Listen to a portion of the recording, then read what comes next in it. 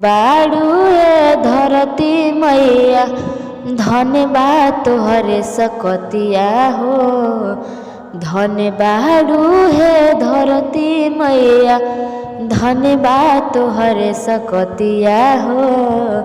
तोहरे माटी से बनल तोहरे माटी से बनल महादेव के मूर्तिया हो।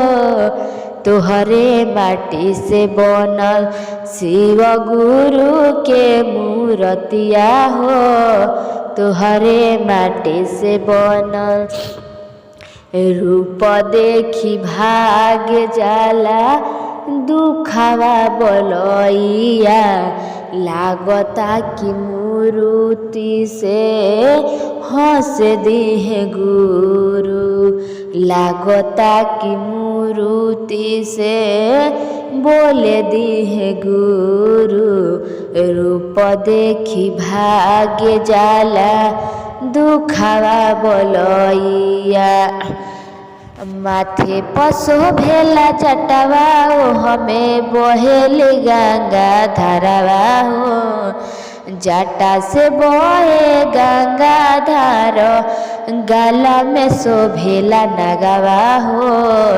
तोहरे माटी से बनल तोहरे माटी से बनल शिव गुरु के मूर्तिया हो।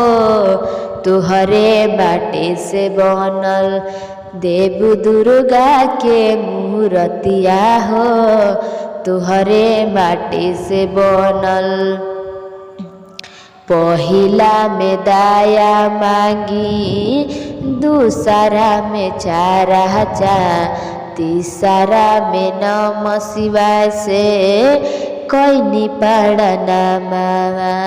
पहिला में दाया मांगी दूसरा में चारा चा तीसरा में नमः शिवाय से कैनी पड़ना मामा।